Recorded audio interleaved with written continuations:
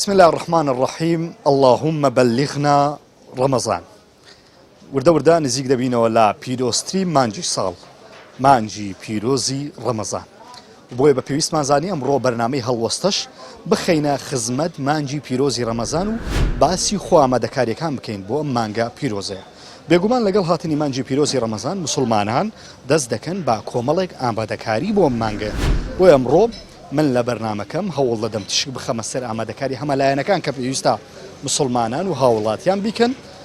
چۆن خۆمان لە ڕووی ئابووریەوە ئامادە بکەین، لە ڕووی تەندروستیەوە، لە ڕوانگەی کۆمەڵایەتیەوە و لە ڕوانگەی ئاینەوە چۆن پێشوازی لە مانگی پیرۆزی ڕەمەزان بکەین. بێگومان مانگی پیرۆزی ڕەمەزان تاکە مانگێکە لە ساڵێکدا، بۆیە پێویستی بە هەموو ئامادەکاریەکەیە و مسلمانان بە بەردەوامی بەبەرزی دەڕوان نام مانگە. بۆیە ئەمڕۆ بینەری هەڵوەستە بن،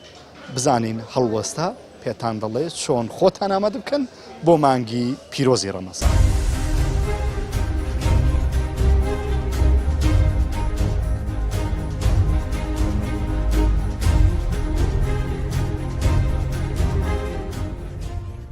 وەک ئاشکرایە کە بە ڕۆژوبوونی مانگی ڕەمەزان یەکێکە لەو پێنجپایە و کۆڵەکە پتە و تۆکمانەی ئیسلام لەسەری بونیاد نراوە. مانگی ڕەمەزان گرنگیەکی یەکجار زۆری هەیە لای مسلمانان بە حەز و تاسەیەکی زۆرەوە چاوەڕوانی ئەم مانگاکەن و پێشوازیەکی باش و گەرمی لێ دەکەن. ئەوەش بۆ ئەو هەموو خێر و دەرس و سوودانە گەڕێتەوە کە لە نێو ئەو مانگەدا بوونیان هەیە. مانگی ڕەمەزان فێرگەیەکی گەورەی خوایە بۆ ئەو کەسانەی بیانەوێت لەو فێرگەیە ببنە قوتابیەکی چاک و لێهاتوو بە مەرجێک هۆشیارانە هەڵوەستا لەو مانگەیەدا بکەن.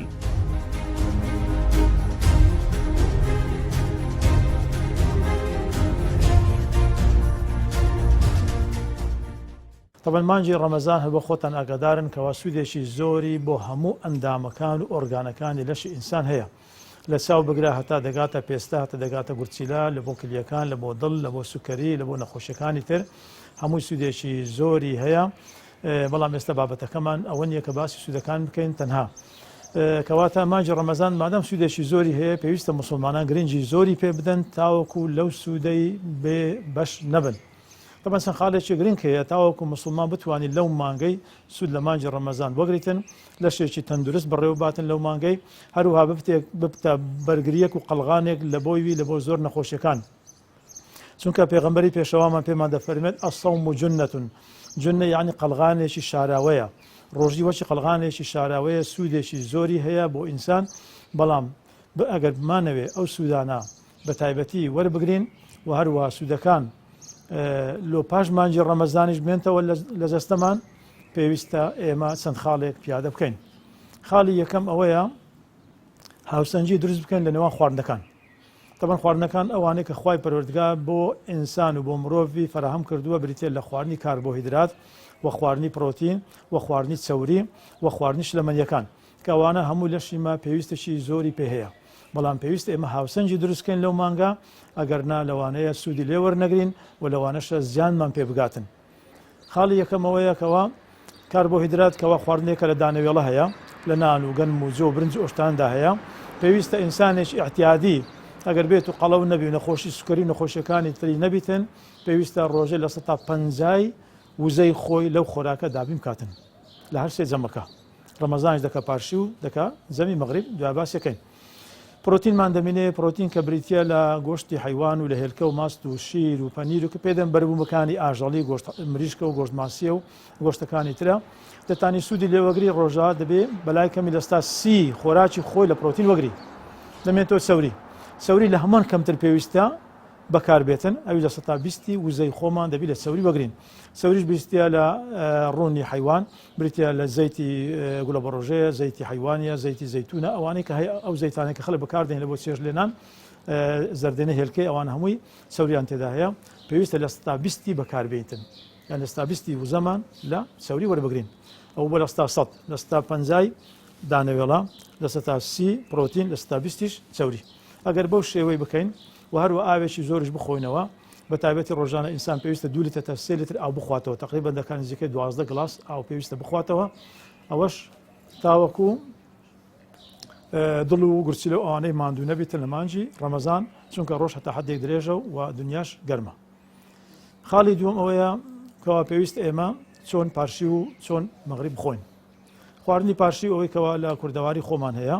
بەڵام پێش باسی خواردنی پارشی بکەین پێویستە ئێمە خەوی خۆمان ڕێک بخین. خەو بەڕاستی لۆ ئینسان زۆر زۆر مهمە. ئێمە بەداخەوە زۆرجە لە مانجی ڕەمەزان هەتا بەیانی هەتا پارشێ و ناخەوین، دوای لە دوای خواردنی پارشێ و دەخەوین. ئەوەش عادەتێکی زۆر خراپە، چونکە ئینسان کە لە دوای خواردن دەخەوێتن تووشی نەخۆشی گەدە دەبی، ترشی گەدەی زیاد دەکات، بۆنی دەوی ناخۆش دەبێتن،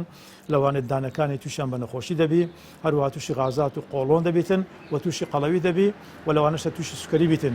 بۆیە خەو زۆر مهمە ئینسان کەوا پێویستە تێرخەو بیتن، هەندێک زوو بخەوی و بێ بۆ پارشی و ئاگا بێتن، چونکە پارشی سونەتەکە ئینسان پێویستە بیخواتن، بەڵام ئەویش بە شێوەیەکی سادا، نەک پارشوێکی زۆر قڕز بخواتن. پێویستە ئێمە ئاوی زۆر بخۆین، زەڵاتەی بخۆین، سەوزەی بخۆین، نیوەی بخۆین لەگە خواردنێکی سووک. ئەگەر وامان کرد پارشوێکی جوان بەڕێ دەکەین و تووشمان بەو نەخۆشیانە نابی کە باسمان کرد. ئێمە تەبان لە کوردەواری خۆمان لە پارشیوان ئەوە ماستەیە، پەنیر هەیە، خەڵک نان دەخوا لەگەڵ چای دەخوا، بەڵام حاڵە بکەن چایەکەمان ڕۆم بی و زۆر شیرن نەبیتن. ئەو خواردنانەیە کە دەشخۆین مەتەن سووک بیتن، نەچین مەتەن پارشوان گۆشتی بخۆن یان مریشکەشی بخۆن یان مەتەنەن گۆشت حیوان یان خواردنی سۆکراوە بخۆن، چکەوانە وە دەکات ئینسان کە تێنی بیتن واش دەکاتن کەەوە ئەگەر لەسە بخەوتەوە تووشی بەو نەخۆشیانە دێکە باسم کرد، بریتیا لە قەڵەویە و لە سوکەریە و نەخۆشی دڵە و نەخۆشی قۆڵۆن و مەعیدەیە. لە بۆ بەربانگ تەبان وا چاکە کە سونەتیشە کە پێغەمبەری پێشەوان پێمان دەفەرمێ، ئەگە هەر یەکتان ڕۆیشتان شکان پێویستە لە سەقلە خورمایەک یان سەقلە خورمایەکەوا دەبی تاک بیتن، 1 بی 3 بی 5 بی فتار بکاتەوە، بەڵام بەڕێی من 3 دانە خورما بەسە، چونکە هەر دانە خورما ئەگە 40 کالۆری بی دەکات 120 کالۆری زۆرە. پاشان قاپێک شۆربای بخواتن، ئەوزە شۆربای نیسکە یان شۆربای سەوزەیە یان شۆربای کوارگ و سینگە مریشک، ئەو شۆربانێکەوە خەڵکی خۆمان دروست دەکاتن،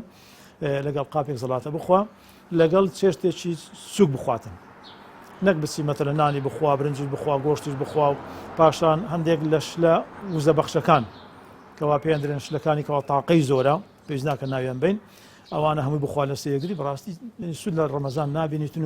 و هەروە لەوانەشە تووشی بە نەخۆشی قەڵەوی، تووشی بە سوکەری، تووشی بە نەخۆشیەکانی تر دەبی یان چێشی پێ زیاد دەبی. کەواتە پێویستە ئێواران بە هەمان شێوە خواردنەکانمان دابەش بکەین لە مابینی کاربۆهیدرەت و پرۆتین و چەوری، محالە بکەین دائیمەن دوو زۆر خواردن زیاتر نەخۆین، خواردنەکانی سووک بیتن، بۆ ئەوەی لە پاش نوێژی تەراویح بتوانین ڕاضەیەکی سووچش بکەین، ئەگە بکرێن نیو سەعات لە بۆ سەعاتێک هەتا خواردومانەکە هەزمی بکەین، پاشان ئەگە بخەوین باشە، نەک هەتا پارشێ بەس بخۆین لە سەرەزات و لە خواردنەوەکان و لە ماستا و لە شلە وزە بەخشەکان و ئەوان هەمووی وە دەکاتن کەەوە ئەو خواردنە خڕبتەوە تووشی بە نەخۆشی دەکات، سوود لە مانجی ڕەمەزان وەرناگرین. ئێمە گەر بێت و بە کورتی بڵێن تاوەکو سوود لە مانجی ڕەمەزان وەگرین، پێویستە هاوسەنجی لە مابینی خواردنەکان بکەین، دومیشان خەومان بخەوین، لە پاش پارشێوێکی سووک بخۆین، لە پاش پارشێوی ئەگە بکرێن نەخەوینەوە، ئەگەر نا سوود لە مانجی ڕەمەزان وەرناگرین. بۆ بە کورتی ئەو خاڵنێکەوە باسم کرد وە دەکاتن کەەوە ئینسان لە مانجی ڕەمەزان بە ڕۆژی بیتن و سوودێکی زۆریش وەگری بۆ هەموو ئۆرگانەکانی لەشی.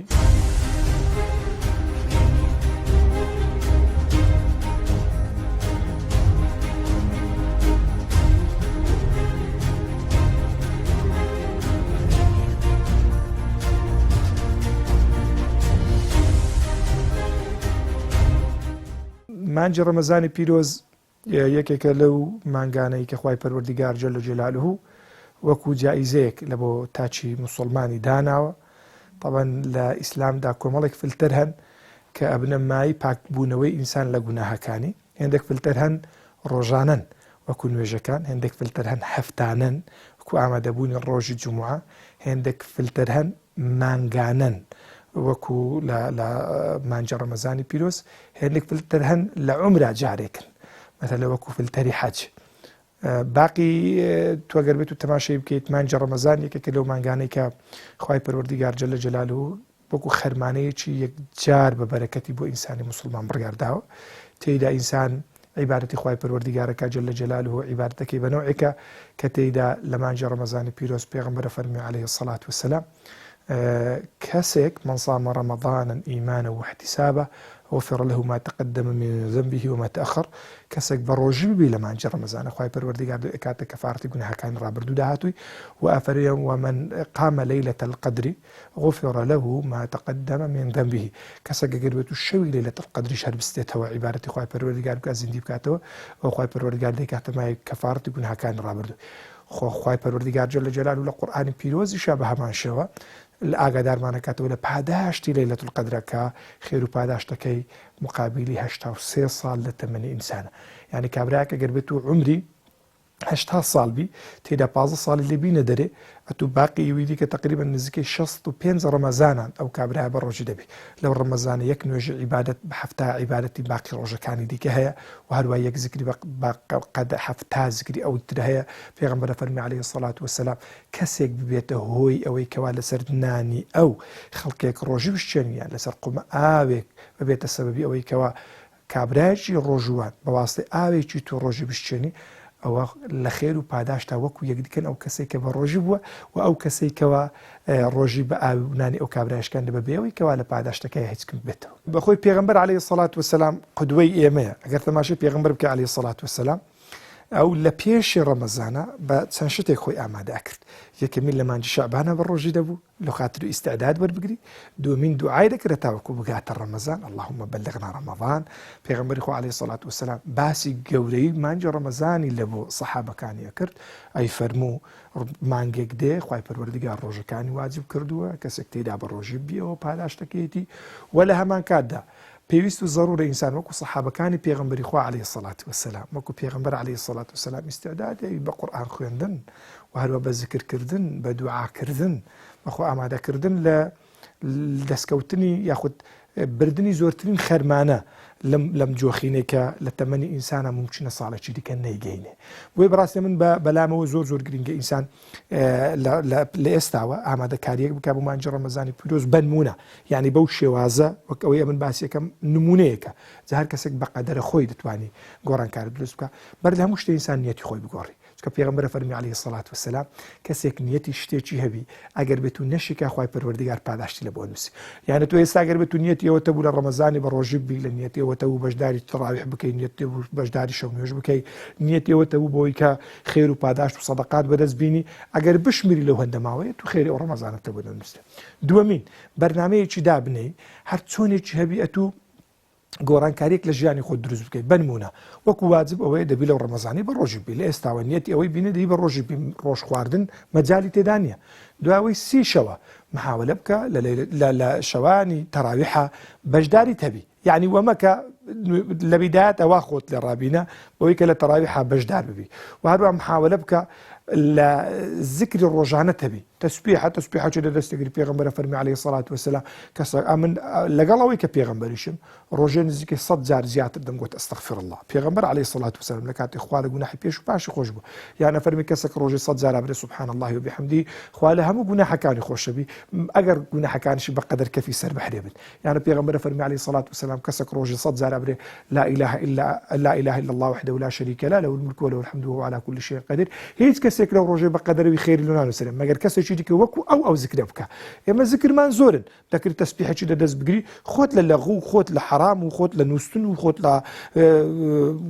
ڕاهێنانی بەردیار سۆسیال مێدیا و بابەتانە بپارێزە محاولە بکەوە خەرمانەیە کە لە بۆ قیامەتی بەدەست بێنە دوای بەرنامەت بەهابی چۆن بەشداری خزمەتی ئەو خەڵکە دەکەی کە میوانی ماڵی خوای پەروەردگارن ڕۆژوانی لەوانەیە کابرا هەیە پارەی نەبی توی که صحابه ل پیغمبریان پرسیگوتیان یا رسول الله صلی الله علیه و سلم کابرا هی پاره هی خیر و پاداش رمضان و دزدین پیغمبر فرمی علیه الصلاة والسلام کابرا اگر یقوم آیه بدات کابرا چی بروجو که به همو کس چکری او خیر و پاداشتی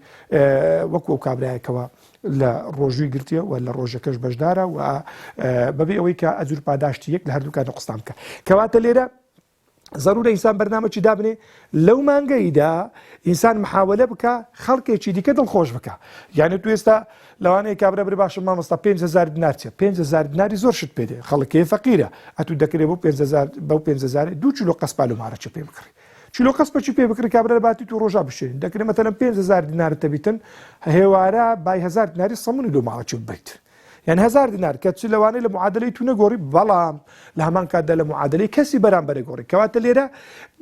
خێر بەس گەورەی و بەگچکەی نیە خێر بۆی کەوا چەند لە تواناتە هەیە ئەکرێ بەشداروی مەثەلەن بنمونە لە خزمەتکردنی دایک و باوکت لەو ڕەمەزانەی ئاشتبوونەوە لەگەڵ ئەو کەسانەی کە هەتا ئێستا لەگەڵیان ئاشتنی و لە هەمان کاتدا محاولە بکەی لەو ڕەمەزانەیدا لەگەڵ قورئانە کە پێغەمبەری خوا عەلەیهی سەڵات وسەلام ئەفەرمێن ڕەمەزانە لەگە حەزرەتی جوبرایل قورئانی دەورە کردەوە تەنها ئەو کاتێک کە ساڵی وەفاتی بووە دوو جار قورئان بەقەدر ئەوەی کە لەوەی هاتیتە خواری پێغەمبەر عەلەیهی سەڵات وسەلام قورئانەکەی دەور کردوێتەوە کەواتە ئێستا زۆر شت لەبەردەستە کابرا لەوانەیە نزانی قورئانی بخوێنی بەڵام دەکرێت ڕۆژێ 2 ساعات دابن گوێ لە قورئان ڕابگری کابرا لەوانەیە مەثەلەن هیچی لەدەست نێ خێرێ بکە بەڵام دەکرێت خۆ دوعا بکە دەکرێت ئاوات بخوازی خۆزیان شتێکمە بای خەڵکێکم تێر بکرد بەم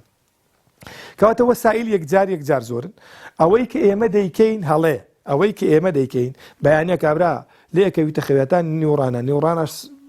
نوێژێ عسرە نوێژە نیوڕان هەردووکە گەنتێک دیکە ئەوی لە بیدایەتە کاویش لە نهایەتەکە تاوەکو مەغریبان ڕەمەزان لە هەندێک نییە تو بنوێ پێغەمبەری خوا عەلەیهی سەڵات وسەلام نزیکەی 6 هەتا 7 لە غەزەواتەکانی لە ناو مانجی ڕەمەزانی پیرۆز بێ غەزاکانی پێغەمبەر غەزوەی بەدری کوبرا معرەکەی بەدری کوبرا تەماشاکەی لە ناو مانجی ڕەمەزانی بووە کەواتە لێرە ڕەمەزان پەیامێکە بۆ ئەوەی کە ئەتوو لەگەڵ کورتی تەمەنتە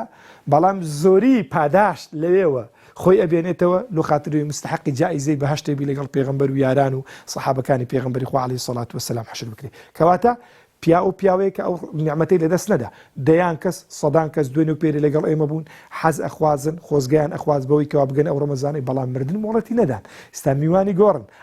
خەڵە چێشن بۆ خاترەوەی بگەڕێنەوە یەک سوزدە بۆ خوای پەروەردگار بن بەڵام مەجای سوزدە بردنیان نەماوە لەوانەیە سبێنی من و تۆش لە بەهامان شێوە لە ڕێزی مردووان حیسێب بین کەواتە ئەبێ ئینسان محاولە بکە ئیستیغلالی فرسەتان بکە پێش ئەوەی کەوا پەنجەی پەشێمانی بگەزێت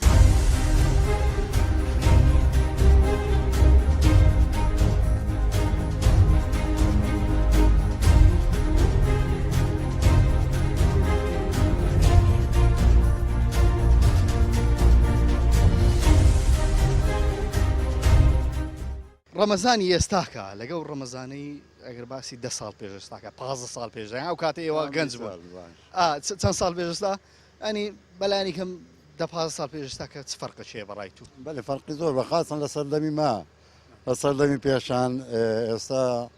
زۆر فەرقە لە سەر دێرمی ئێمە بەفر نەبوو کارەبا نەبوو ئیش و کار زۆر بوو دوور نەمان دەکرد کورا کاکە بیستانی شینایی تشتێوە هەمان دەکرد ئەو جەوەرە بە ڕۆژیش بووین ئەتە توکە کە کارەبا نەبی معنای ئاویش نییە ئاوی سارد نەبوو ئاوی سارد نەبوو ئەگە جەڕە کوپەکی تشتە شوان نوێتە بە ئەنەماوە سەلازەکی ئێستاتەیە بەفرتەیە ئێستا ئەوجە خەڵک زۆر ماندوو خەڵک سبەینا نوێژی دەکرد دە تویشێ ئیشیشی دەکرد سلەی هاوینێ سلەی هاوینێ دە تویشێ خەڵکەکە دە تویشێتان نێڕانی ئیشی دەکرد ئەو زەدا تۆژماندی دەبوو تەمان دەچوو نوێژە خۆشی دەکرد جاکنەما بەنێنانە زێشیە بوو و تقریبا شاخەکی منتیقی بادینانم لە بن زەیەکە ئەو شاخەکی باشە بوو چایەک ئەزە خەڵکەکە دانیێوارێ نوێژی نوێڕان دەکرد دەچوو ناو زێ مەلەوانی دەکرد و خۆی لە ناو زەی سرعەتی دەکرد بەڕاستی ینی زۆر خۆش بوو ینی ڕەمەزان تامتان لێ دەکرد ئەگە بە ڕۆژی نەبووینە زۆر ناخۆش بوو یان نەدەکرا بە ڕۆژی نەبینانی نەدەکرانەوە ئێستا خەڵک زیاتر بە ڕۆژی دەبی و بەرەو دینەیان پێشووتر جاران خەڵک هەر حەی بوو ئەگەر بە ڕۆژی نەبی هەر زۆر حەی بوو ینی بەڕاستی زۆر شەرم بوو هەمنداری کچکەس بە ڕۆژی دەبوون زۆر شەرم بوو ینی ئەگەر یەکێک لە گوندی بە ڕۆژی نەبا یان نوێژی نەکرد بە ینی تقریبا زۆر نامۆ بوو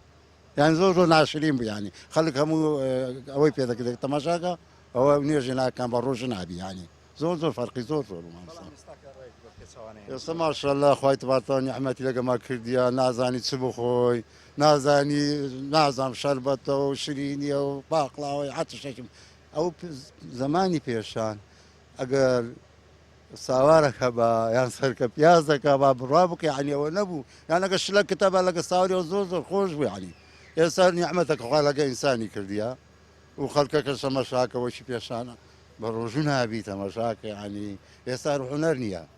یانێکە کارەبا نەبی سارد ئەوە نییە خەڵک خۆی فێنک بکاتەوە بەڕیدەوە شێسە سفریت و فلان و بێوانە هەر نییە ڕۆژبوونی ئێستا کارخونەر نییە لە هەموو ئێستا هەر زۆر زۆر ئاسانە ئێستا ئەمە بە ڕۆژی دەبینەمان لەبارە هەر بە ڕۆژی نبووینە لە چاو پێشان نوێ بە ڕۆژیبوونەکەی نووسە ئەدی نووسە خەڵک ئێستا شەوێ نانوی بە ڕۆژ هەتان هۆڕانی هەل ناستی ئەوە پێشتر خەڵک لە بە کاسبی و ئیشێ شەوێژ لە نوێژی سوبانێکی دەکردە تویشێ ئەدی ئێستا زۆر ئاسانە ڕەمەزانی پێشان عالم فەقیر بوو ئەم کەس نەیبوو هێواران شتەکەت ئازر دەکرد پێکرد دەینە ڕێک دەکەتی شەوێ ئەگەنانەش گەرمت دەکرد ناو سێری دەکرد ئەس چێ سێرێت دەکرد سوێنان نانی گەرمان دەکرد هەر دەستان بە ئیش کارەخمان مشخر بووین ئیشمان دەکرد ئەی ستیلەی ڕۆم ئەلعان نمایە سەردان نمایە خێر و خێرات نەمە خێرەشی دەدەمە تو بە چاوت دادەمەوە دەربەتی خێرم نەدات ئەدی پارەم لە تو نەنا کەینی پێشان هابوو پێشان دایدایەکەشی بەدەستی ئەو دەستە نابا بزانانی ئەدی پێشان لەگەر ئیش و کارێک و بوون لە بە زمانی بە ڕۆژی چێر و مەڕوانەشتانە ئەرێوە لە نووسن زۆر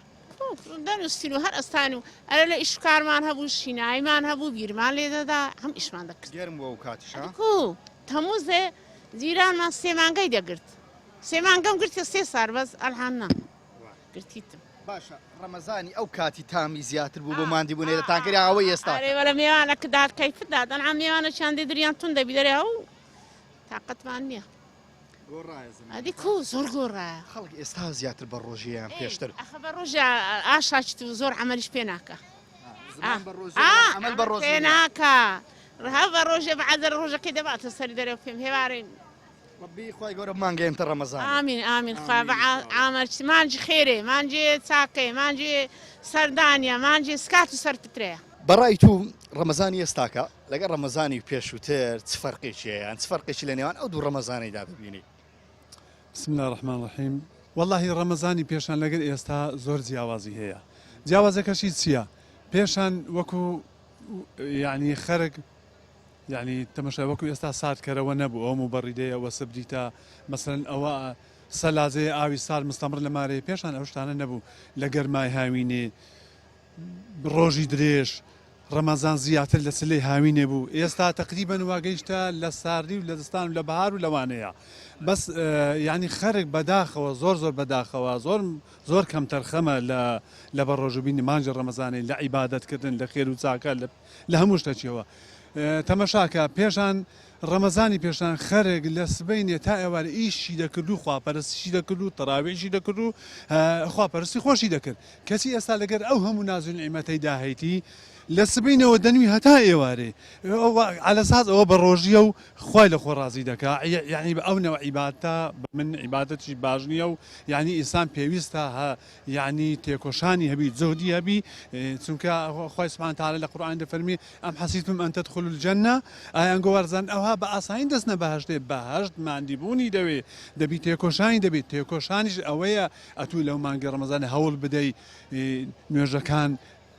لە کاتی خۆی بکەی هەمووی جەماعەت بی تەراویحت هەبی قورئان خوێندنت هەبی خێر و سەدەقات هەبی سیلە و سەردان و سیلە ڕەحمەت هەبیتن دەبی ئێمە هەموو شێوەیەک بە ڕۆژی بین ینی ئیشەکانمان بکەین و سەردانەکانمان بکەین عیبادەتەکانمان زیاتر بکەین ینی بە هەموو شێوازێک ئێمە بە ڕۆژی بین نەک بە ڕۆژی بین بۆی کە بنووی ئاوجا ئەو ڕۆکە ئەو خەرک ئەو هایلێکە دیە بەس ئەمە پێویستە بە خۆدا بچینەوە مراجعەتی خۆمان بکەین هەر نەک لە ئەوەی برێن کە بە ڕۆژینەوتەوە یعنی واز لە غەیبەت و غەیبەتکارانیش بینین واز لە مەزیزەکی بین کە لەوە لە عیبی چونکە خوای سوبحانه وتعالى کە باسی ئەهلی بەهەشت دەکا کە وارسی ئەهلی باشن ئولائیکە هم الوارثون ئەوانە شەر صفاتیان هەیە لەوانە ئەمە یەکیان باز دەکەین والذین هم عن اللغو معرضون یعنی لە مەزیزی لەهو لەعب و ئەوانە بەدورن ئەوزە پێویستە ئەمە بە خۆمان دابچینەوە لە هیچ کاتێکی ئەمە لەو مزان دانیشن بە تایبەتی لە مانجی ڕەمەزانی پیرۆز خوایە اللهم بلغنا ڕەمەزان.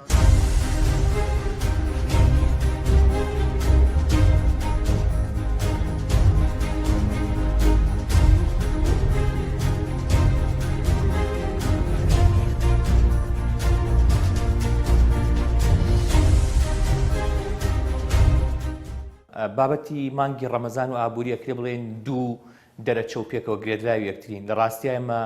لە ڕووکەشە یان بە جۆرێک لە جۆرەکان لەژێر هەژمونی میدیای ناوخۆی و دەرەوە باس لە زاویەیەک یەکەین و بەشە گرنگەکەیمان لە یادەچێت کە پرسە ئابوووریەکەیە بۆ ئێمە بۆی تێبگەین لە ڕەمەزان و مەفاهیمی ڕەمەزان زۆر گرنگە لە ڕووە ئابوووریەکەی تێبگەین بزانین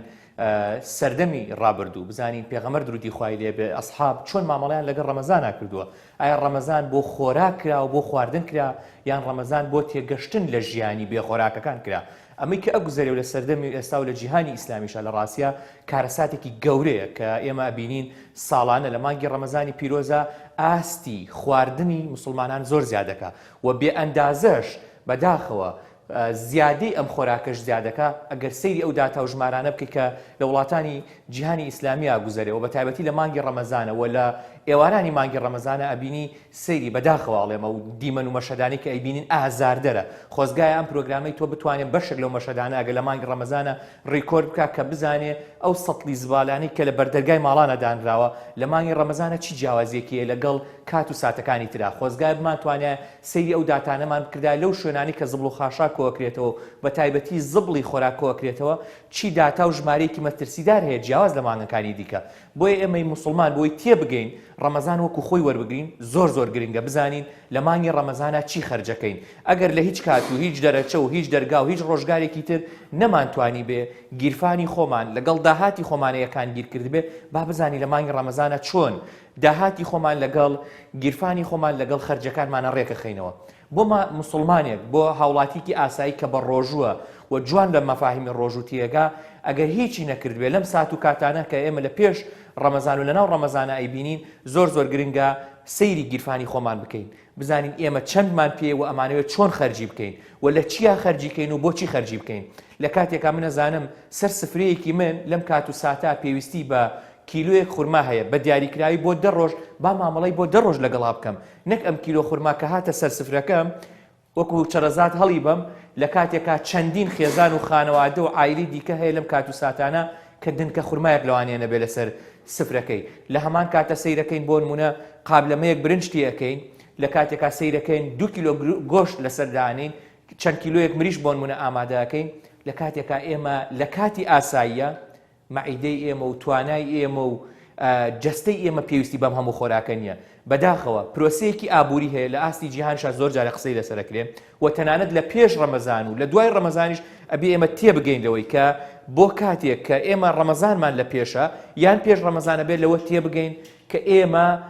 لە کاتی برسێتیا بڕیاری کڕین نەدەین گەورەترین هەڵەکە ئێمە ئەیکەین لە ڕۆژان و کاتی ئاسایشە ئێستا من ئەگەر برسیم بێ لەم سات و کاتە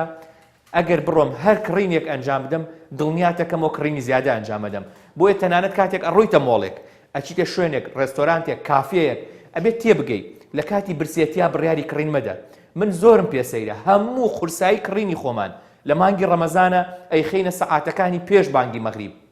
ئەگەر بڕیارە من خورمامەوێ ترشیاتمەوێ شیرینیمەوێ شەربەتمەوێ پێویستی ماڵمەوێ ڕۆژێک بە کاملی بەدەستمۆیە ئاگادار بە زۆر وریابە برسێتی زیادە ڕەویت پێیەکا و برسێتیت گەێنێتە قۆناغێکی زۆر زۆر مەترسیدار سەیری و خێزان و خانەوادانە بکە ئەو ئافرەتانی کە لە ماڵەوەن ئەو دایکانی کە لە ماڵەوەن کاتێک مناڵەکەی دێتەوە بە سەعات و 2 سەعاتی پێش بانگی مەغریب ئەو مێردەی کە ئەڕاتەوە ماڵەوە سەیرەکە خێزانی خواردن دروستەکە ئاگادار بە کاتێک ئەڕاتە سەر سەیری تەباخەکەکە و خۆراکەکەی لەسرە دڵنیاتەکەمەوە زیادەی پێکە برنجی تێکردو ئەڵێ قابێکی کە برنجیشی تێ بکە بۆ چونکە برسێتی چونکە لەو کاتا بڕیارێکی هەڵادا بە هەمان شێوە بۆ دەوروبەری ئێمەش بەم جۆرە بم مامەڵاکرێ بۆ دایکێک بۆ مناڵێک کە لە ماڵ و لە خێزان و خانەوادەیەکە بە هەمان شێوە بەسەر بڕیارێکی هەڵاچین ئەگەر ئاگادار نەبین بۆ مرۆڤی مسلمان ئەبێ زۆر زۆر وریابێ بزانە چەندێک لە گیرفانی هەیە و چۆن خەرجیەکات و بەچی خەرجیەکات و چی ئەکڕێت لە کاتێکا من پێویستیم بە شیرینیەکە چی پێویستەکە سێ جۆر شیرینی لەسەر سفرەکەم هەبێ پێویستیم بە جۆرە خورما هەیە هیچ پێویست ناکە سێ جۆر خورمام هەبێ پێویستیم بە شەربەتێکەیە هیچ پێویست ناکە سێ جۆر شەربەتم هەبێ من پێتەڵێم زۆر جار زۆرینەی کات 50% ئەو خۆراکەی کە ئێمە لە ڕەمەزانە لە زیادە ئەیکڕین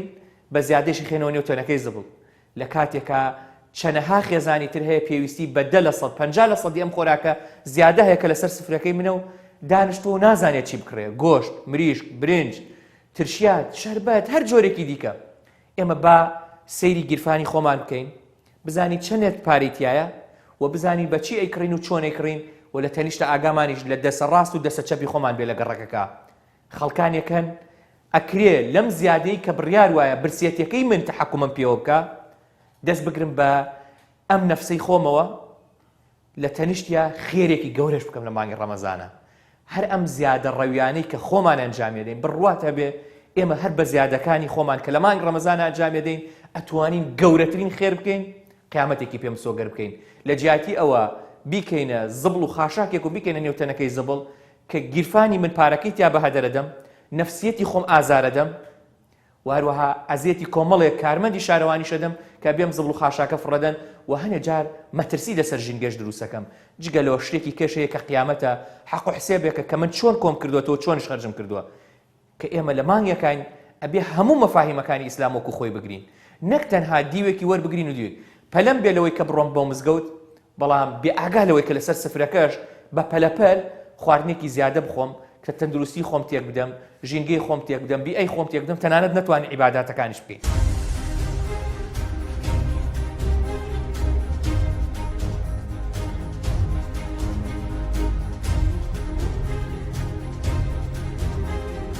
لە هەڵوەستەوە بە کورتی تیشک دەخینە سەر ئاینی پیرۆزی ئیسلام ئیسلام دووەمین گەورەترین ئاینە لەسەر ئاستی هەموو جیهان کە بە نزیکەی لە داتاکانی ساڵی 2022 بۆمان دەردەکەوێت نزیکەی 2 ملیار کەس شوێنکەوتوی ئاینی پیرۆزی ئیسلامن کە دەکات 128.1 تەواوی دانیشتوانی گۆی زەوی لەو ڕێژەیەدا 180 بۆ 90 لەسەر مەزهەبی سونەن واتە 1.5 ملیار کەس لەسەر مەسەبی سونە شیعە کە مەسەبێکی جیاە لە نێو ئاینی پیرۆزی ئیسلامدا کە بە نزیکەی 100 تا 120 مسلمانانی گۆی زەوی پێک دێنێ کە 170 تا 340 ملیۆن کەس شوێن کەوتوێتی ئیسلام دینی زاڵە لە ئاسیای ناوەڕاست و ئیندۆنێزیا و ڕۆژهەڵاتی ناوەڕاست نزیکەی 130 مسلمانانی تەواوی جیهان لە باشووری ئاسیادا دەنیشن هەر بەپێی ئەم داتایە زۆرتری مسلمان لە ئاسیای باشوورە بێگومان مسلمانان دابش بوون بەسەر تەواوی وڵاتەکان و کشوەرەکانی جیهان واتە هیچ وڵاتێک نییە کە مسلمان و وهاوکات بانجی ئیسلامی تێدا نەندرێ بۆیە هەر بەپێی داتاکان 113 تەواوی مسلمانانی جیهان لە وڵاتی ئیندۆنێزیان کە زۆرترین ڕێژەی مسلمانان پێک دێنن و هەر بەپێی داتاکان 115 مسلمانان لە ئەفریقیانیش دەجێن بەپێی توێژینەوەی کە ئینستۆپیدیای بەریتانی ئەنجامی داوە مسلمانانی عێراق دابش بوون بەسەر دوو مەسەبی سەرەکی مەسەبی یەکەمیان کە 152 شیعەیە و هاوکات مەسەبی دووەمیان کە 142 سوننەیە و باقیەکەی تریش بەسەر ئاین و ئاینزاکانی تری عێراق دابش بوون بێگومان لە تەواوی جیهان بە ڕۆژوبوون بە پێی کاژمێر و وڵاتەکان گۆڕانکاری بەسەرداتیەوە تا هەر وڵاتێک کاژمێریشی تایبەت بەخۆی هەیە بۆ بە ڕۆژوبوون بە پێی خۆرهەڵاتن و خۆر ئاوابوونی داتاکانی ساڵی 2022 پێمان دەڵێ کە کاژمێری بە ڕۆژوبوون لە 20 کاژمێرەوە دەست پێ دەکات تاوەکو 12 کاژمێر کە کەمترین کاتی بە ڕۆژوبوونە لە تەواوی جیهان کاژمێری وڵاتەکان هەم بۆ دەخەمە شوێنی جوگرافیا ڕۆڵێکی گرنگی دەبێت لە دیاریکردنی کاژمێرەکانی بە ڕۆژوبوون واتە بەپێی وڵات و جوگرافیا کاژمێرەکان جیاوازیان هەیە ڕەمەزانی 2022 کاژمێرەکانی بەم شێوەیە دەبێت کە نەرویج و گریلاند و فینلەندا لە درێژترین کاژمێرەکانی ڕۆژووی مانگی ڕەمەزانیان بەردەکەوێت لە کاتێکدا نیوزیلەندا و ئەرجەنتین و ئەفریقیای باشوور لە ڕیزبەندی کەمترین کاژمێرەکانی بە ڕۆژوبووندا هەڵوەستا کاژمێری بە ڕۆژوبوونی چەند وڵاتێک تا بۆ دەخاتەوە ژمارەی کاژمێری بە ڕۆژوبوون لە ساڵی 2022 لە وڵاتانی دووەلی عەرەبی بەگشتی لە 14 کاژمێرەوە دەست پێ دەکات تاوەکو 15 کاژمێر بەم داتایە عێراق 15 کاژمێر و 24 خولەک بە ڕۆژوبوونی بەردەکەوێت سعودیا 15 کاژمێر بە ڕۆژوبوونی بەردەکەوێت تورکیا 14 کاژمێر و هاوکات 30 خولەک دەبێ هاوڵاتیانی تورکیا بە ڕۆژی بوون ئێران 16 کاژمێری بەردەکەوێت ئەفغانستان 17 کاژمێری بەردەکەوێت بەگشتی لە ویلایەتە یەکگرتووەکانی ئەمریکا 16 کاژمێر دەبێت بە ڕۆژوبوون کە ئەمە کاژمێریی ئاساییە بەپێی وڵاتانی تر لەندەن 18 کاژمێر و 30 خولەک بە ڕۆژوبوونی بەردەکەوێت فەڕەنسا پێویستی بە 17 کاژمێر بە ڕۆژوبوونە ئەڵمانیا دەبێت مسلمانانی ئەڵمانیا 19 کاژمێر بە ڕۆژوبوون نەرویج کە یەکێک لە کاژمێرە زۆرەکانی بەردەکەوێت لە بە ڕۆژوبووندا و بەپێی داتاکانی ساڵی 2020 زۆرترینی بەردەکەوێت کە 20 کاتژمێرە لە ڕۆژێکدا. پۆڵەندا 18 کاتژمێر و 30 خولەک دەبێت بە ڕۆژوو بوون. نیوزلەندا کە کەمترین کاتژمێری بە ڕۆژبوونی هەیە کە 11 کاتژمێر و 30 خولەکە. رووسیا کە یەکێکە لە درێژترین کاتژمێرەکانی بە ڕۆژبوون دەبێت لە ڕۆژێکدا هاوڵاتیان یان مسلمانانی رووسیا 20 کاتژمێر بە ڕۆژوو. زۆرترین بە ڕۆژوو بوون لە نەرویج و رووسیا و فینلەندایە کار یەکێک لەمانە پێویستە 20 کاتژمێر بە ڕۆژوو. بێگومان هەروەکو باسمان کرد کەمترین بە ڕۆژوو بوونیش کە ئەو ساڵ لە نجنتین و چەند وڵاتێکی ترە کە تەنها 11 کاتژمێر و 30 خولەکە. خواردن و خواردنەوە یەکێکە لەو بابەتانەی کە مسلمانان لە مانگی پیرۆزی ڕەمەزان زیاتر گرنگی پێدەدەن بەهۆی ئەوەی کە زیاتر لە 15 کاتژمێر لە خواردن و خواردنەوە دوور دەبن بۆیە گرنگیێکی زۆری پێدەدەن. بەناوبانگترین خواردنەکان لە مانگی پیرۆزی ڕەمەزان لە سەراستی هەموو جیهان بە پلەی یەکەم خورمادێت، بە پلەی دووەم شۆربادێت، بە پلەی سێەم ماست دەبێت کە لە زۆرێک لە وڵاتانی جیهان ماست بەکاردەهێنرێت. طبعا ئەو نەخۆشیە لە کاتی جەژنانی زۆرە و لە کاتی بەربانجی زۆرە دکتۆرەکان هەمیان دەزان ئەوانەی کە بە تایبەتی لە قسمی فریاکەوتن و تەواوی دەوام دەکەن لە ڕۆژان چەند کەسێکمان لە بۆ دێک کە تووشی نەخۆشی زگێشەی بۆ یان تووشی ڕشانەوە یان تووشی زگچوو بووە. طبعا تو کە 12 سعات خواردن ناخۆی گەدە بەتاڵە کە کاتی بەربانگ دێتن یەکسەر دەچی ئەو دنیا بەخۆی گەرمە مەعیدە بەخۆی گەرمە لەش ئینسان طبعا دەرەجە حرارە بینی 36 لە بۆ 37 ئەتوو دەچی پێش هەموو شتێک 2 گلاس ئاو یا ماستاوی زۆر سارد دەخوات مەعیدە بەخۆی گەرمە ئەو خواردنە ساردەشی لەسەر دەکەی طبعا دەبتە هۆی دروستبوونی ژان. ئەو خاڵی یەکەم. خاڵی دووەم کاتێک کە مەعیدە بەتاڵە یەکسەر خواردنەی قورسی لە بۆ تێدەکەی خواردنە قورسەکەسی ئەوە دەبێنی گۆشت حیوانە کەبابات ئەز خاستن گۆشتەکان ئەگەر سۆر کرابنەوە هەندێک کە قورس دەبیتن یان برنج و شلێکی زۆر لە گەدەکی بەتاڵ دەکاتن هێشتا گەدەش خۆی ئامادە نەکردیە ئەوە دەبێتە هۆی دروستبوونی ژان دروستبوونی غازات دروستبوونی قۆڵۆن لەوانەیە ڕشانەوە لەوانەیە توش بە زگسوش دەبێت. باشترین خاڵەوەیەکەوە خەو لە بۆ جسمی ئینسان زۆر مهمە لە بۆ منداڵ لە بۆ گەورە لە بۆ گسکە لە مانجی ڕەمەزان و غیری مانجی ڕەمەزانیش ئەگەر بێت و ئینسان بخەوی مەتەن سعات دە بخەوین لە بۆ سعات سێ هەستین لە بۆ بەربانگ بۆ 5 ساعتی تقریبن تێرخەو دەبین. ئەو کاتێک کە پارشیومان خوارد پارشیوەکە زۆر قورس نەبی وەک باسمان کرد پێویستە خواردنەکە سووک بیتن زیاتر میوە و سەوزەی لەگەڵدابی یان شۆربای لەگەڵدابی یان ماست و پەنیر و ئەوانەی لەگەڵدابی کەوا بە شێوەیەکی کەم بخۆی پاشان نوێژی بەیانی بکەی و فترێک نەخەویەوە ئەگەر بخەویەوە لەوانە توش بە نەخۆش دەکە بەڵام ئەگەر نەخەویەوە خواردنەکە سووکە لە خلالی ئەو ساعتی کە دەچێت نوێژ و دێەوە نیو ساعت خۆ تاخیرکە خواردنەکە تقریبا هەزم دەبێتن توش بە نەخۆشی گەدە و خەڵک نابێت گەدەی ئینسان ئەو خواردنەی کەواتەی دەکەن ئەگە خواردنش احتیاطی بێت نزیکەی 2 ساعت و 4 ساعتی دەوێتە بەتاڵ دەبێت ئەتوو خواردن هێشتان لە معدە بەتاڵ نەبووە لەسەر دەخەویەوە لە کاتی خەوتنیش ئۆرگانەکانی لەش ئینسان هەموو هۆرمۆنەکان کەم دەبنەوە کە هۆرمۆن کەم بووە ئەو خواردنە هەزم نابێت چۆلۆت و خەوتی کە خەوتی گوتمە هۆرمۆنەکان کەم بوونەوە ترشی گەدەی کەم دەبتەوە گەدە بەخۆی جوان ئیش ناکاتن ئەو خواردن دەمێنێتەوە بۆگەن دەبێتن تەمەوەی لە 1-2 ساعتی یەکەم قرپی ترشی دێتەوە و بۆین دەبی ناخۆش دەبێتن هەندێک معدەی تێک دەسی قۆڵۆنی دەبتە غازات بەرەبەرە بەرە باشی دەڕوالۆ چکە بە خەبەر هاتووە ئیش دەکاتن چاک دەبتەوە بۆیە عادەتەشی خراپە کە ئەمە ناخەوین ڕەمەزانان پاشان لە پاش پارشی دەخەوینەوە لەسەری و دەکاتن سوود لە مانجی ڕەمەزان وەرنەگرین چکە مانجی ڕەمەزان بەڕاستی بە سوودە. طبعا بە سەبارەت بە پرسیارەکەی جەنابەت کە دەڵێت چۆن ئیش بکەین و هەروەها بتوانین ڕۆژیش بگرین. طبعا وەک باسم کرد سەحابەکانی پێغەمبەری خوا عەلەیهی سەڵات وسەلام لە غەزەوات بووینە لەگە پێغەمبەری عەلەیهی سەڵات وسەلام خەریکی بانگەواز بووینە خەریکی کاسبی بووینە لەگەڵ ئەوەشە بە ڕۆژیش بووینە. ئێمە باو باپیرەکانمان تەماشەکەی نە کارەبا هەبووە نە بەفرە بووە نە سەلاجە هەبووە نە فلانە هەبووە دروێنەیان کردیە بە ڕۆژیش بووینە گاوان بووینە بە ڕۆژیش بووینە شوان بووینە بە ڕۆژیش بووینە. ئێستا ئەو هەموو ناز و نیعمەتەیە کابرەتە دوکانە لە بەس بلیتی دانیشتە وەڵات چێکاکە پێم ناکرێت لە بە ئیشە بە ڕۆژی شتواتە لە گۆڕینە. طبیعەتی ئینسانی وایە ئینسان کو خۆ لە ڕادینی وهاتە دێتە دوێ ئێستا کابرا هەیە مەسەن لە زستانە ساقۆی دەبە ناکە لەبەرەوەی لە بیدایەتی خۆی وا لە ڕادینی کابرا شێ ئەگەر بێت و مانج و 5 ساقۆی دابنێ لەوانی تووشن خۆشێ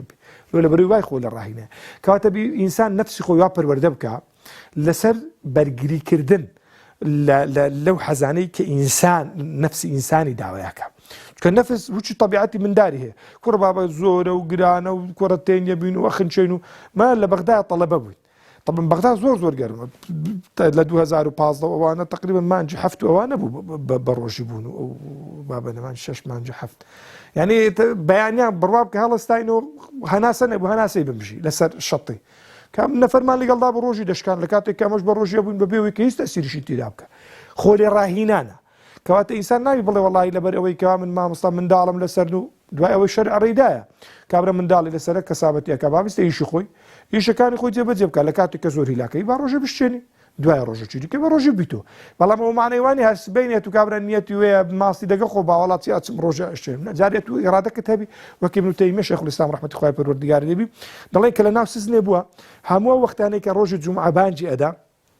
داد خۆی جلچی خۆی دەگۆڕی بۆنی لە خۆی دەدا داد لە بەرامبەر سەدزانی کە دەیزانی دەرگەکە قەپاتە دەیگە خوددایە ئەوەی لەسرە من ئەوەندەیە کە خۆ بگۆڕم خۆ ئامادە بکەم لە ئەو نەژەی بەڵام کە دێمە ئێرە هەر ئەوەندەیە خوددایە داوای ئەتیزار و داوای لێبوردنیشت لێکم کەواتە دەت و هەنگاوەک باوێ دەت و هەوڵێک بدە کەواتە مانع نییە لەوەی کەەوە ئەتو ئیش بکەی و بە ڕۆژی ببی بەڵام پێویستی بە ئێرادەیەکی پۆڵاینە پێویستی بە فۆرماتکردنی مێشک و زهنە لە خااتەوەی ئێرادە دروست ببێتە عزیمەت چووکە هەموو یشێک کە دروستەبی یەکەمین جار خەتوەیەکە پێی دەوترێ سانح دوای دەبیتە خەواتر دوای دەبێتە ئێرادە دوای دەبیتە عزم دوای دەبێتە عمل کەواتە تو پێویستە لە بیدایەتەوە قنەعەت بە خۆت بینی هەتاوەکو بتوانی عملەکەی ئەنجام بدەیت و بگەیتە دەرەنجام وەڵای ئوستاز ئامۆژگاریم لەو کەسانە طبعا بەڕاستی جێگای ئەسەفە کە ئینسانێک لەگەڵ ئەو هەموو ناز و نعمەتانی خوای پەروەردگار جەل جەلاله ئەو هەموو نعمەتانە کە هەیە لە خواردن لە خواردنەوە الحەمدولله لە ئەمان لە جێ لە ڕێ جێ ئەسەفە کە ئینسان نەتوانی مانگێک بەسەر نەفسی خۆی داڵبی لە مانجێکیش تەنها جەمێک بەڕاستی ئەمە یعنی تەسلیمبوونی ئێرادەی نەفسە ئێرادەی هەوایە بە دەرەجەیە کە لەوانەیە دەرەنجامی ئینسان بەرەو خێر نەڕوە بۆیە داواتان لێکم ئیستیفادە لە کاتەکانی خۆیان بکەن بگەڕێنەوە کەمێک ڕابوەستن پرسیار لە خۆیان بکەن ئەوانە بەرەو کوێ ئەڕۆن دوێنێ پێری منداڵ بن ئەوڕۆ گەورن بەڕام سبەینی لەوانەیە پەشەمانی دەرببڕیت ئەو ڕۆژگارانەی ئەو کات پەشەمانی داد نادا کەواتە محاولە بکە ئیستیفادە لە وەختی خۆت بکە لەوانەیە سبەینە بگەڕێتەوە لای خوای پەروەردگار لەوانەیە ئەوڕۆ بمری لەوانەیە چەند جوانات وەگەر بێت و بمری بە زبانی بە ڕۆژی بچێ خزمەت خوای پەروەردگار داوام وایە هەمویان لەو ڕۆنیەت بینن داوا لە خوای پەروەردگار بکەن بمانگەین تا ڕەمەزان ئینشاءالله ئەگەر سەیری ژمارە دانیشتوان بکەی لە هەرێمی کوردستانە لە ئێستادا زیاتر لە 6 ملیۆن هاوڵاتیە لە هەرێمی کوردستانە داتاکانی دەستگای ئاماری عێراق و دەستەی هەرێمی کوردستان ئەڵێ ڕێژەی دانیشتوان ڕێژەی خێزان لە هەرێمی کوردستانە بە بەردەوامی لە پاشەکشایە هاتووە نزیک بۆتەوە لە 5 وەک هەندێک جارش بدێتەوە خواری پێنجیر لە کاتێکە لەسەر ئاستی عێراق ژمارەکە لە هاوڵاتیانی عەرەبا لە هەڵکشانەیە بەڵام ئێمە ئەم ژمارەیە ئەگەر بۆ بابەتی زیادەڕەوی لە خۆراکە بەکاربێنین سیر بکەین واتە ئێمە ئەگەر سەیری تێکڕای خێزانی کوردی بکەین لە خێزانێک ئاکرێ بۆ نمونە ژن و مێردێک بن دوو مناڵی هەبێ بێتە 4 بەڵام کۆی گشتەکەی وەرگین واتە هەر خێزانێک نزیک بە 5 هاوڵاتیە ئێمە ئەگەر ئەم 5 هاوڵاتی وەربگرین و بە پشتبەستن بە داتاکانی دەستەی ژینگەی حکوومەتی هەرێمی کوردستان کە باز لەوەکە سەروو 1 کیلۆ ئێمە خۆراک و زیادەمان هەیە لە بۆ هەر تاکێک لە هەرێمی کوردستانە کە ڕۆژانە بەهەدەریە دەین ئێمە ئەگەر سەیری ئەم ژمارەیە بکەین هەرزانترین خۆراکێکە لە هەرێمی کوردستانە وەری بگرین سەر و 1000 دینارە واتە من ئەگەر خێزانێکی 5 کەسی بم بەبێ ئاگا لەو زیادە ڕەویانەی کە ئەنجامی دەم ڕۆژانە 5000 دینار زیادە لە خۆمە دەم لە مانگێکا سەر و 150000 دینار تۆ سەیری ئەو ژمارەیە بکە 150 100 لە کۆی گشتی لە ساڵێکە چی ژمارەیەکی مەترسیدار لە گیرفانی من دەرەچێ بەبێ ئاگالەوەی کە لێرە برنجێک لێرە تەماتەیەک لێرە خۆراکێک ترشیاتێک شەربەتێک پێویستەکانی تر کۆ ئەەکەیتەوە ئەمە جگەلەوەی کە بە هەدەردانێکی گەورەیە کە من پێم وایە ئەگەر سەیری تێکڕای داهاتی خێزانێکی کوردی بکەی لە کاتێکە قەیرانی موچە هەیە گرفت هەیە بێکاری هەیە لە هەرێمی کوردستانە داهات هاتوۆتە نزیک بە 400 تا 450 دلار واتە نزیک بە 600,000 دینار ئەگەر بەم ژمارانەی دەستەی ژینگەی حکوومەتی هەرێمی کوردستان وەری بگرین و بە بەهای 1 کیلۆ بۆ 1000 دینار لە زیادەی خۆراکی خۆمان وەریگرین واتە بێ ئاگا لەوەی کە ئێمە 25% داهاتی خۆمان لە ڕێگەی کڕینی زیادەی و هەروەها بەکارهێنانی زیادەی کڕینی شمەکەوە یا خۆراکەکانی ڕۆژانەمان و ئێمە بەهەدەرەدەین بۆیە بێ ئاگامان لێبێ لە ڕەمەزانە ئێمە بابێین ئەم 25% گیرفانی خۆمان بگرینەوە بزانە چی ژمارەیەکی گەورە لە تەنیشتی زەکات و سەدەقە و سەرفترە و ژمارەیەکی گەورەی خێرخۆبەخشی کە ئێمە لە خێزان و خانەوادە و هاوڵاتی کووردا فێر بووینە هەموو خێرەکانمان نەبینەوە ڕەمەزان بزانە هەر بەم گرتنەوەی خۆمان وەکوتم تەنها بەجێبەجێکردن یەکێک لەم خاڵانە ئەوەیە کە کڕینەکانمان با لە پێش بانگی مەغریب نەبێن نەک لەبەر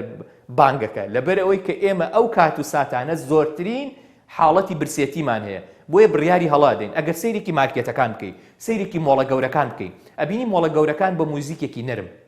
بەلابردنی سەعات و کاتژمێرێک لە نێو مۆڵەکانیانە بەلابردنی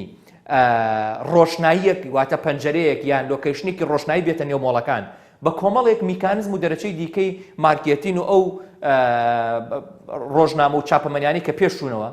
هەموو هەوڵەکە بۆی کە من دینارێک زیاتر خەرج بکەم بۆی نەزانم چ کاتێک ڕووناکی ئێرە کۆتایی هاتوو شەوە بۆی کڕینێک زیاتر ئەنجام دەم سەعاتێک نەبینم زانم سەعات چەنە بۆی زوو دەرنەچم لە مۆڵەکە مۆسیقایەکی نەرم بۆ لێ بدا بۆی هادی ئەم کاتەوە بتوانم کڕینێکی زیاتر ئەنجام کۆمەڵێک کارمەندی دانراوە بە نێوی تێستەوە کە هەموو میدیای جیهانی هەموو مارکێت و مۆڵەکان ئیش لەسەرەوەکەن دینارێکی زیاتر لە گیرفانی من و تۆ دەربێنن بەڵام حیفە مسلمان بکەوێتە نێو ئەم کاریگەریە ڕووکەشەی کە میدیا و مۆڵ و مارکێت و جیهانگیری سەردەم بۆی دروست کردووە لە تەنیشتی ئەو برسێتیەشی کە بۆی دروستە بێ لە کاتێک ئەبێ برسێتێکە بمانواتە حاڵەتێکی عیرفانی ئینسانی مسلمانانە کە من تێ بگەم لە دەوروبەرم چیە گوزەرێ نەک بمباتە حاڵەتێک کە زیادەڕەوی بۆ خۆم پێ بکەم و حەقی هەژارێک بخۆم لە تەنیشتی خۆم ڕەمەزان ئەگەر لە هەموو مەفاهیم و جوانیەکانی وەربگری من وە بەتەنها بمەوێ خەممە ئابوووریەکەی بۆ ئێوەی خۆشەویست و بینەری پێیان باس بکەم ڕەمەزانە بێ بمان باتە ئەو قۆناغەی کە فێری پلان و ڕێخستنی ژیانمان بکە و لە نێو پلان و ڕێخستنی ژیانە فێری ڕێخستنی داهات و خەرجەکانی گیرفانی خۆمم بکە ئەمە یەکێکە لە گەورەترین خاڵەکان کە ئەکرێ مرۆڤ قۆناغ بە قۆناغ بتوانێت کار لەسەر خۆی بکە دنیایەک ئەپلیکیشن هەیە لە نێو مۆبایلەکەی دەستا کە سەیری بکە یەکێک لەوانە بۆن منە مۆنفی بۆجێکتە دنیایەکی ئەپلیکیشنی تر هەیە کە توانی سەیری بکەی لە نێو ئەم ئەپلیکیشنانە فێرتەکە کە بزانێت چۆن خەرجەکەی و چی خەرجەکەی ئەگەر هیچ نەکردووە ناتوانی بە ئەپلیکیشنێک خۆت ڕێخیتەوە دەفتەرێک لە گیرفانی خۆت دابنێ بڵێ من بڕیارم داوە ئەم مانگە جگەلەوەی کە مانگی خێر و بەرەکەتە مانگی ڕێخستنەوەی گیرفانی خۆم و داهاتی خۆم بێ مانگی کەمکردنەوەی خەرجەکانیش بێ دڵنیابە خوای گەورە بەرەکەتە خێراتە ئەو گیرفانە بەرەکاتە خاتە سەر ئەو سفرە بەرەکەتە خاتە سەر ئەو خێزان و خانەوادانی کە لە تەنیشتی تۆ و دەوروبەری تۆشن بەم پرۆسە ڕێخستنەوە کە زۆر مەفاهیمەکە جوانتر و باشترەکە و بە دڵنیایەوە پێتەڵێم خۆت ئاسوودەکەی خێزان و خانوادەی خۆت ئاسوودەکەی ئەتوانی خێرت بۆ دەوروبەرش نەبێ و بۆ قیامەتیش مەشهەد و دیمەنێکی جوان لای خوای گەورە تۆمارەکەی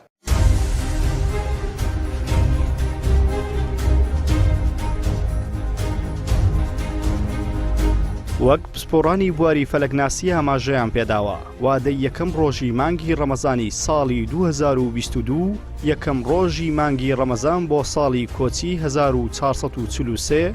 دەکەوێتە ڕۆژی شەممەی 2/4/2022 ماڵپەڕی ئەکوا ویزەری ئەمریکی تایبەت بە کەشناسی جیهانی پێشبینی کردووە کاپلەکانی گەرمان لەو مانگەیەدا لە نێوان 21 پلەی گەرمی تا 28 پلەی گەرمی دەبێت کەواتە مانگەکە مانگێکی فێنک دەبێت بەراورد بە ساڵانی ڕابردوو.